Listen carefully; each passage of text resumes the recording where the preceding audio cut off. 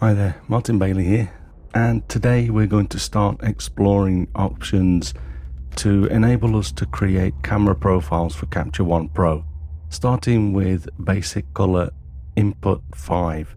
If you have just started listening to this as the audio version, it's not going to make much sense to you, but I'm adding this little bit to let you know that this is a video. So if you can go over to the blog at mbp.ac/617, you'll be able to check out the video and follow along with me. When I was using Lightroom, I used to use X-Rite's Color Checker Passport to create camera profiles, which I could assign to images, helping to make the colors as accurate as possible. Before we go on, I want to say that although I feel that this is important for product shoots, when the accuracy of the color is important, you can't have a, say, red pair of red shoes looking pink, for example. But for my regular photography, I'd already been far less reliant on this technology, even before switching to Capture One Pro. And this is really why I haven't missed not being able to create color profiles for the past almost 2 years since I jumped ship. There are still occasions, though, when I feel that I'd like to lock in the color more accurately. And so I contacted a couple of companies to get access to their software for evaluation purposes. The first company that I contacted was basICColor, and this is a play on the ICC word, so it's BAS in lowercase, ICC uppercase, OLOR, so basICColor. And I actually had asked them to provide me with an extended evaluation license last year, but it expired as I got busy again with my Morocco tour and then my winter tours. So a special thanks to the basICColor team for their patience and generosity in enabling me to prepare this review. The second solution that I'm going to look at is one that has only just recently come to my attention via a reader, and that is Luma River.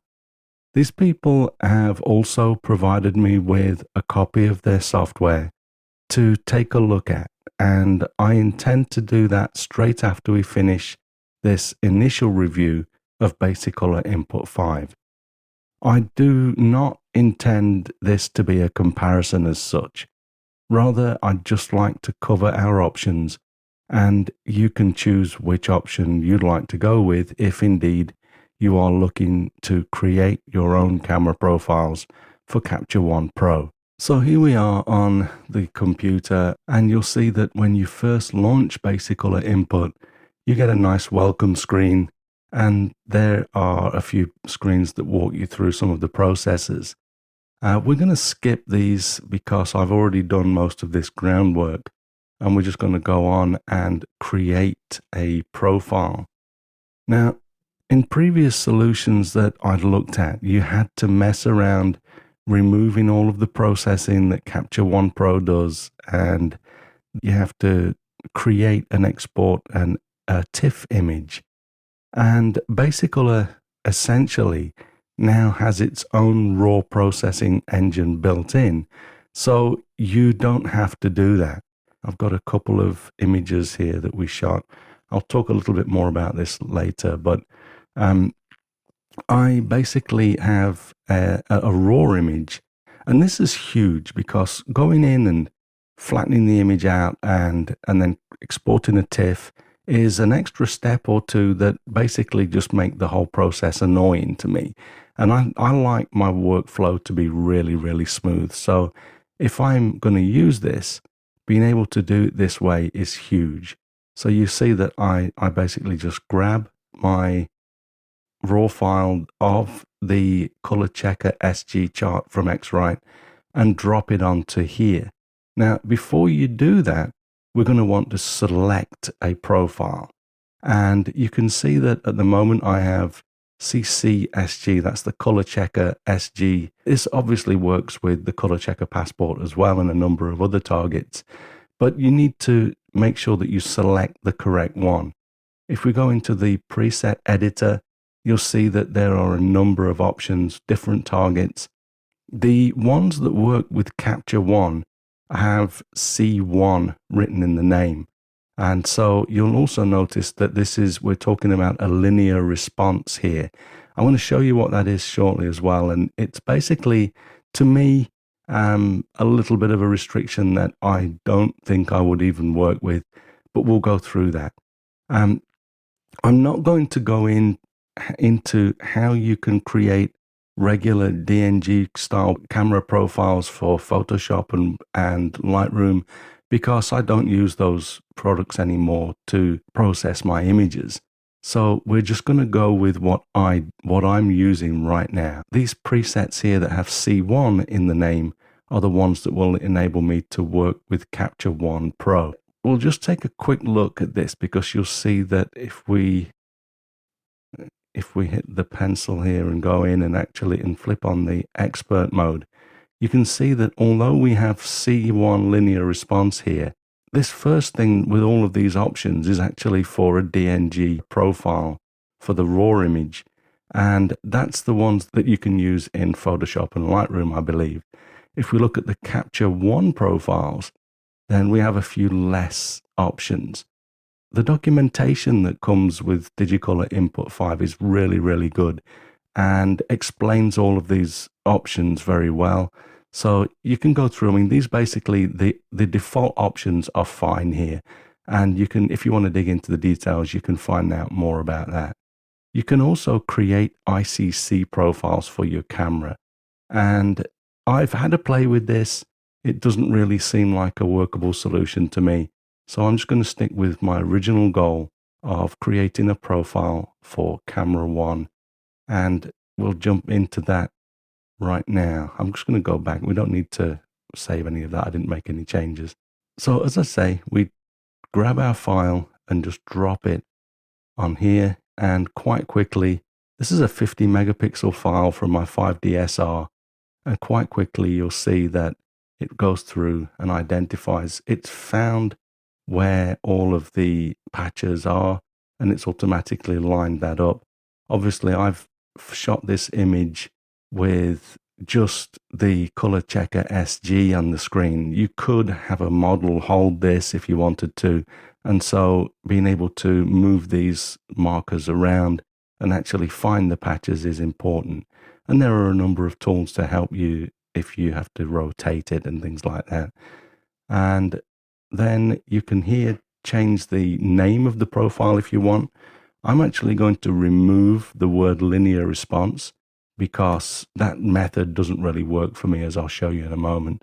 But just leaving in the CCG, which is again the color checker SG target, and then the Capture One C1 letters there is going to help us to just recognize this. And it automatically builds in the camera name for you. So, and we'll also see how that is useful in the software in a moment. So then we start profiling. Again, this really doesn't take long at all. It's a very quick process. I'm very impressed with basICColor's programming. They've done a really good job of the software. It feels very mature and it's fast. Really just performs very, very well. So with that done, we now get a screen that starts to give us a bit of information about the profile. We can see that at the top here, at the delta that we had set of 2000, we have this slider here. If you look down here, there are some of the patches that are green. And that means basically that all of these patches are at this setting pretty much in good shape. And as we push this, you'll see that we get more and more.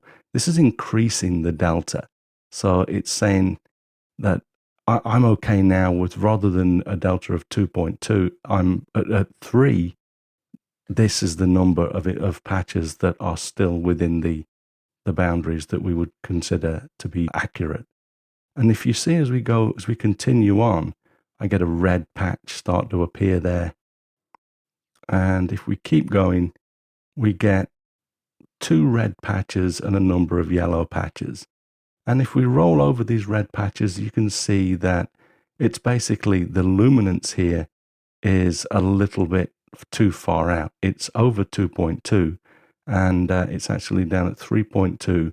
And so it just shows you that that patch is a little bit darker. There's a delta of 3.2. It's darker than the actual patch on the card.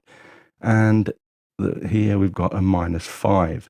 So you can see that there are a few patches that are not quite as accurate as they could be. But if we note that both of these patches are not color patches, and if we look at the other yellow ones, all of the ones that are yellow, there's a yellow or orangey color one here that's just out. But the majority of the patches that are a little bit too inaccurate are the grayscale patches. And so that really just doesn't worry me too much at all.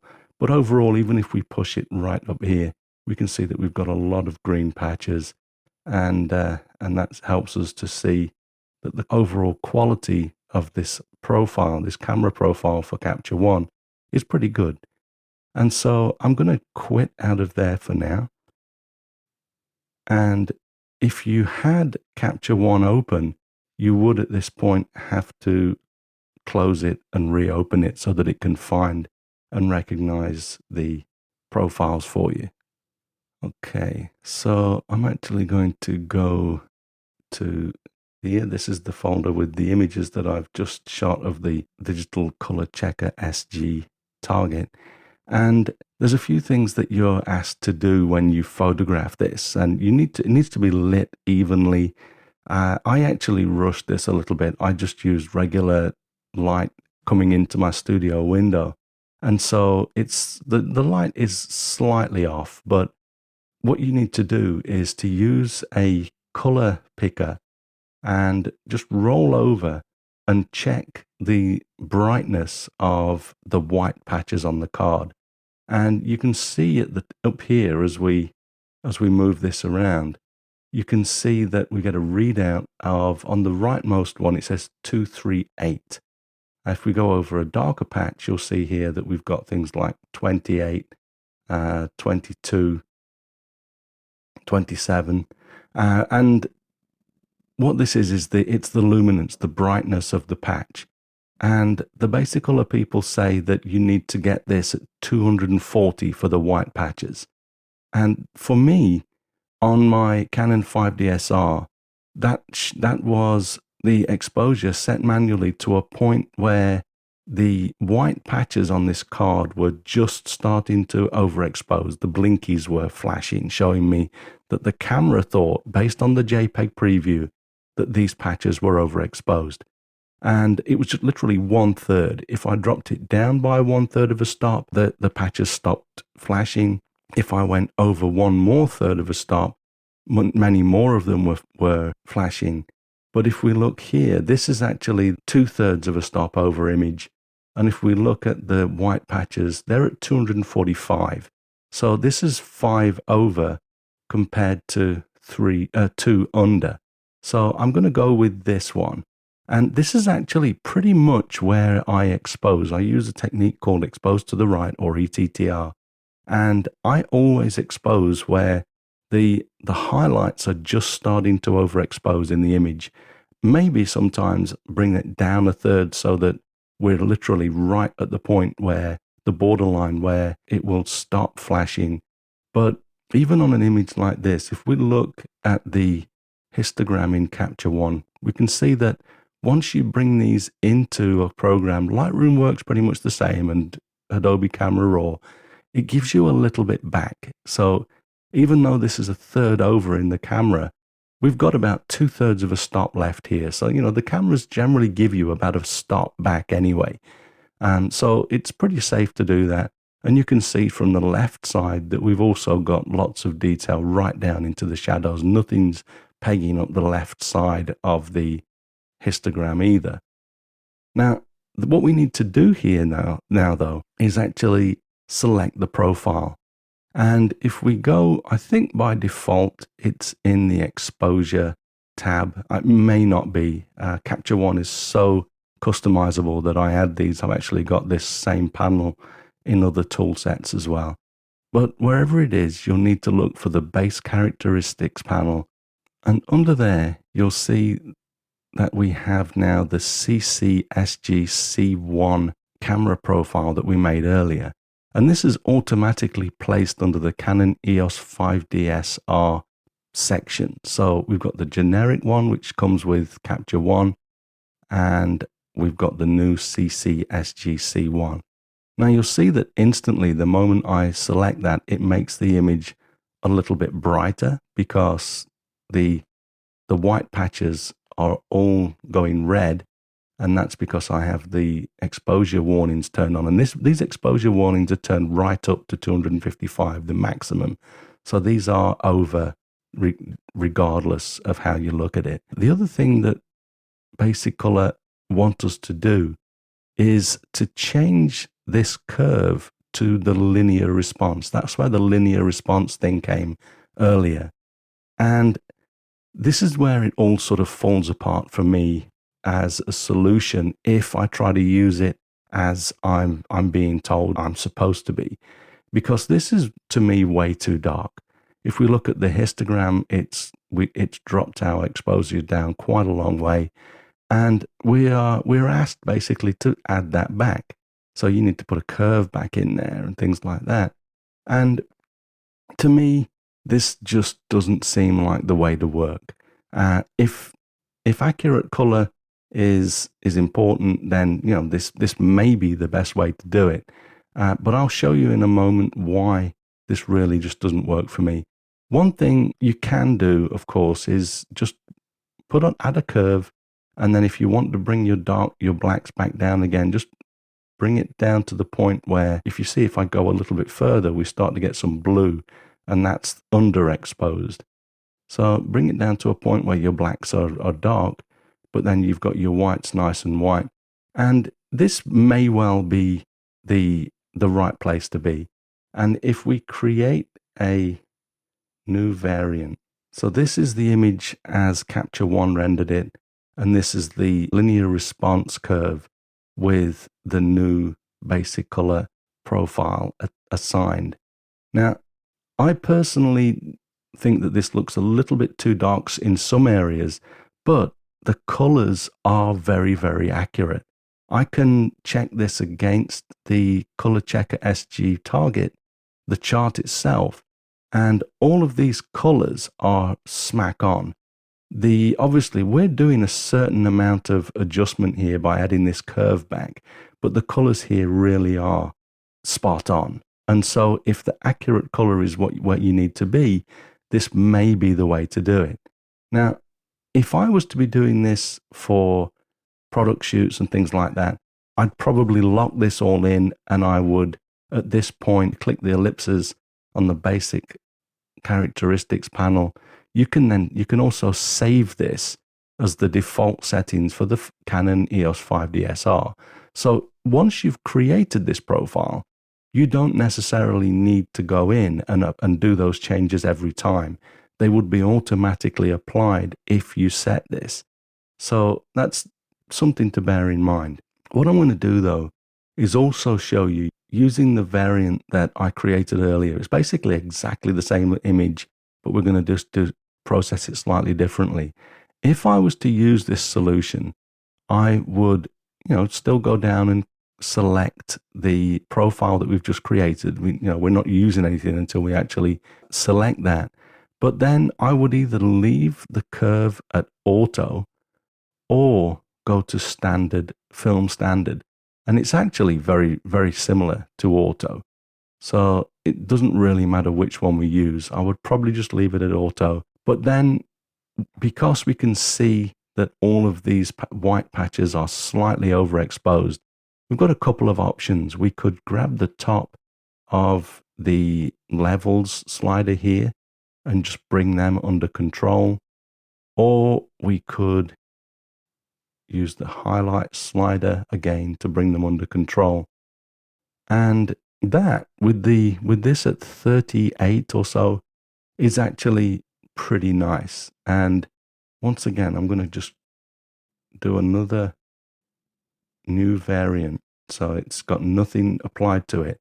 if we look at the difference between the original Capture One image and the new image, we see that with this method, the colors pop in nicely, but the rest of the image doesn't change that much. And this to me seems like a much more workable solution. And so I can't see me actually getting into using the linear profile. And this is me again talking as an artist that maybe wants to have the image pop a little bit more in my work rather than the original Capture One processing. But although, as I mentioned in the introduction, I did this a lot years ago, and I really have just not missed doing this. So I'm sort of going through this exercise to show you what's possible, and whether or not I'll actually spring for a real license of basICColor is something that I'll need to think about a little bit more. But you can see there is a significant difference in the colors, and this is, with the basICColor profile assigned, these colors are very, very close. I can't see with my eye, I can't see a difference with these colors. Of course, with this, I've exposed it bright anyway, so they are a little bit paler than they would be if I had exposed it a little bit lower. But if I need the colors to be a little bit punchier, there are lots of other ways that I can go in and change them. The saturation is one way, but I could also go into the color editor, and I often just get the advanced, use the picker here and say I want the blues to be a little bit brighter.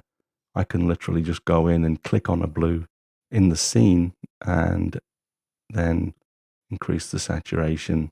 That's taken them overexposed, but you see, you know what I mean. You can actually just change these things pretty easily without having to do a profile. Let's just reset those changes.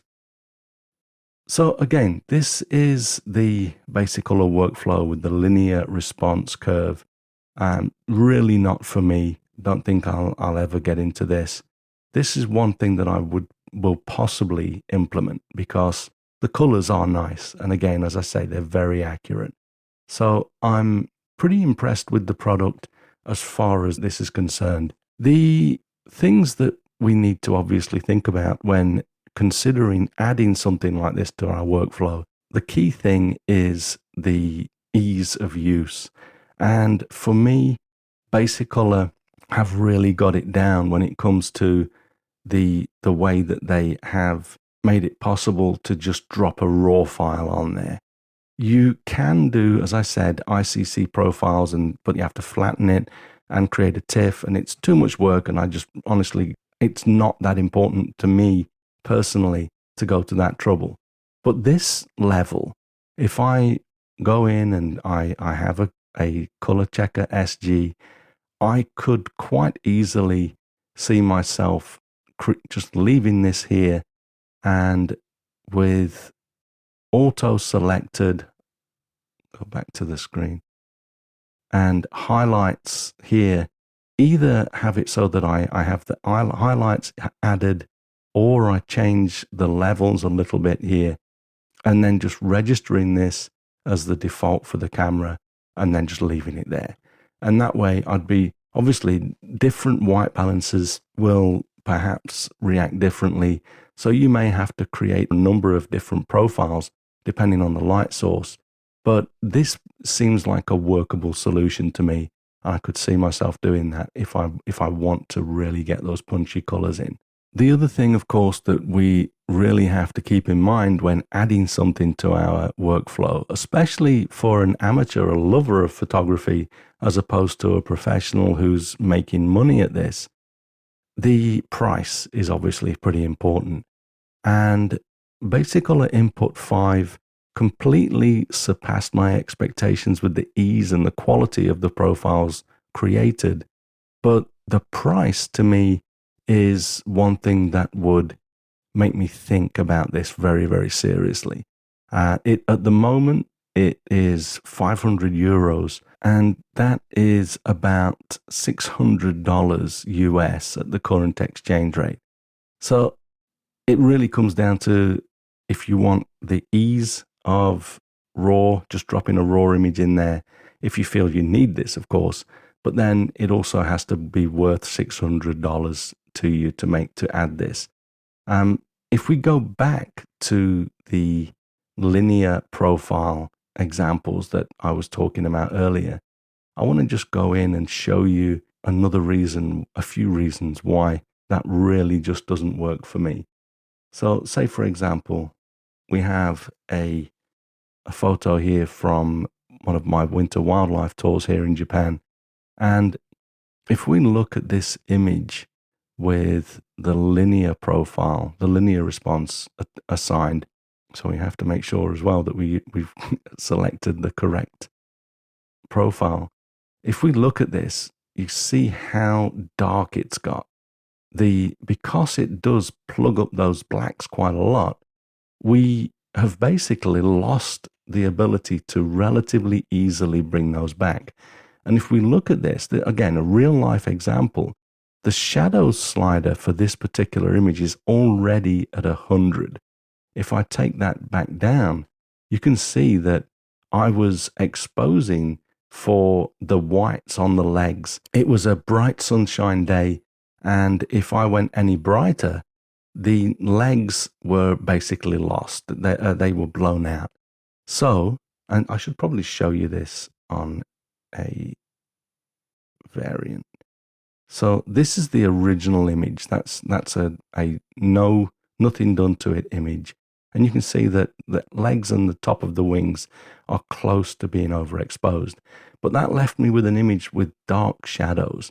And the only way that I could bring those back was to bring the shadow slider right the way up. So if I was to try and use the linear response curve on this image, the only option after increasing the shadows to full, I still have a large area where the image needs to be brightened in the shadows. So, oops, wrong way.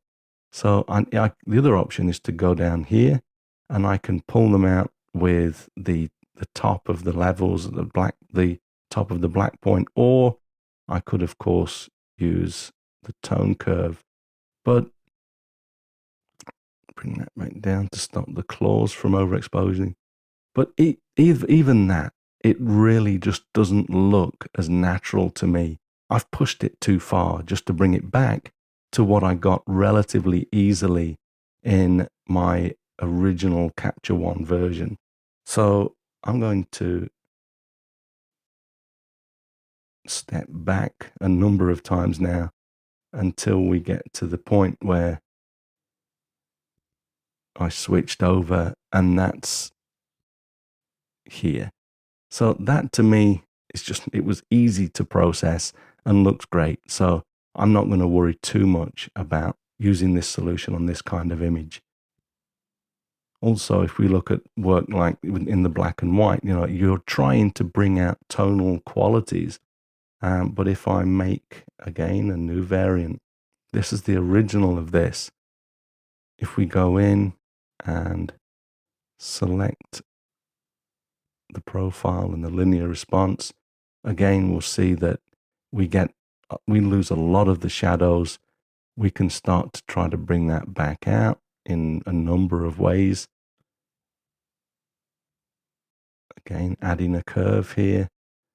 We need to bring it down on the top side to stop it from overexposing areas. Perhaps use this as well. Let's actually go to black and white so that we can see better where we're at. Might even use the white balance picker on the snow just to get the white balance right.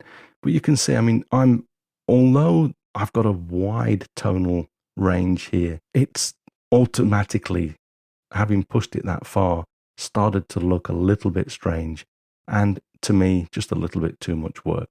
So I can get to that a lot more easily in Capture One Pro without it. And this is really about color. So I'm not going to worry too much about all of those things. Let's go back though and look at these target images, and you'll see, like I say, here's the proof of what it can do. This is the image that has the profile assigned with auto curve. Again, the film standard curve looks very similar. So whichever way you were to use it, you can get great colors. It's up to you as to whether you feel as though this is important to your workflow or worth the extra €500 or $600 that it will cost you to implement this.